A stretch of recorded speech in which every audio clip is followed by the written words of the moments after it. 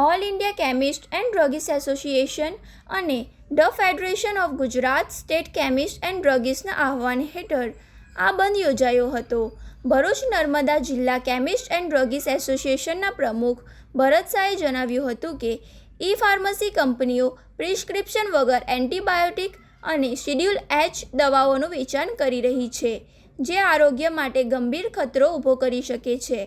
શાહે ચિંતા વ્યક્ત કરી હતી કે આવી ગેરરીતિઓના કારણે યુવાનોમાં નશાની લત વધવાની શક્યતા છે. તેમણે વધુમાં જણાવ્યું હતું કે ઓનલાઈન માધ્યમથી નકલી દવાઓનું વેચાણ અને બોગસ પ્રિસ્ક્રિપ્શનનો ઉપયોગ જેવી પ્રવૃત્તિઓ પણ વધી રહી છે. તેમણે આક્ષેપ કર્યો હતો કે કોરોના સમયગાળા દરમિયાન આપવામાં આવેલા ખાસ નોટિફિકેશનનો કેટલાક ઈ ફાર્મસી સંચાલકો દુરુપયોગ કરી રહ્યા છે. કેમિસ્ટોએ ગેરકાયદેસર ઓનલાઈન દવા વેચાણ સામે કડક કાર્યવાહી કરવાની અને ઈ ફાર્મસી પર નિયંત્રણ લાવવાની માંગ કરી છે. આ પહેલાં પણ 3 વખત વિરોધ નોંધાવવામાં આવ્યો હોવા છતાં સરકાર તરફથી કોઈ પ્રતિસાદ ન મળતા કેમિસ્ટોમાં રોષ જોવા મળ્યો છે. જો કે સામાન્ય દર્દીઓને મુશ્કેલી ન પડે તે માટે ટ્રસ્ટ સંચાલિત હોસ્પિટલોને દવાઓના વેચાણ માટે છૂટ આપવામાં આવી હોવાનું એસોસિએશન દ્વારા જણાવ્યું હતું. અમારી માતૃ સંસ્થા the all India chemist and druggist association તથા the federation of Gujarat state chemist and druggist એસોસિએશનના આદેશથી આજે ભારત દેશની અંદર બધા 12,40,000 કેમિસ્ટો એ એક દિવસનું બંધ પાડી રહ્યા છે. એમાં ભરૂચ અને નર્મદા જિલ્લો પણ જોડાયેલ છે. આ બંધ પાડવાનું મુખ્ય કારણ અમારી 3 મુખ્ય માંગો છે. એક, ઓનલાઈન ફાર્મસીનો વ્યવસાય બંધ થવો જોઈએ. એનું કારણ છે કે AI દ્વારા પ્રિસ્ક્રિપ્શન જનરેટ થઈ અને તેના પરથી સપ્લાય એક જ પ્રિસ્ક્રિપ્શન ઉપર વારંવાર દવાઓ આપવામાં આવે છે.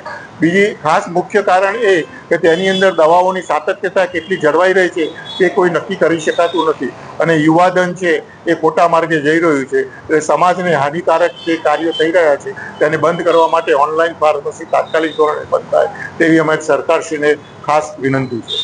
બીજું, કોવિડ સમયમાં 220 હેઠળ એક્ટ 220 હેઠળ જે એક નવો કાયદો પાડવામાં આવ્યો હતો કે જે ખાસ કરીને કે તે વખતે સંક્રમણ ન થાય તે માટે ઘરે ઘરે દવાઓ પહોંચાડવામાં આવતી હતી. હવે એ પીરિયડ તે વખતે આશીર્વાદરૂપ હતો, પરંતુ આ અત્યારે એ પીરિયડ પૂરો થઈ ગયો છે અને આ માગણી અમારી પૂરેપૂરી તરત બંધ કરવામાં આવે.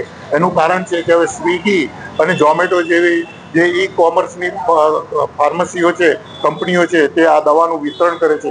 તે કેટલા અંશે વ્યાજબી થશે અને કેટલું સાચું હશે તે નક્કી કરી શકાતું નથી અને DPCO એક્ટ પ્રમાણે અને NPPA પ્રમાણે આ કાયદો એ લાગુ પડી શકતો નથી કે તેઓ વિતરણ કરી શકતા નથી. બીજું 817 કે જે ઓનલાઈન ફાર્મસી માટે કરવામાં આવેલું હતું તેને સંપૂર્ણપણે નાબૂદ કરવી જોઈએ.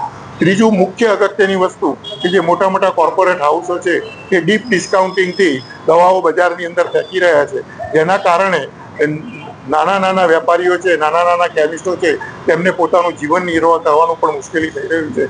એટલે સરકારશ્રીને અમારી વિનંતી છે કે આ ડીપ ડિસ્કાઉન્ટિંગ વાળી પ્રથા બંધ કરવામાં આવે અને DPCO એક્ટ અને NPPA એક્ટ હેઠળ આ કાર્ય કરવામાં આવે તેવી અમારી માંગણી છે.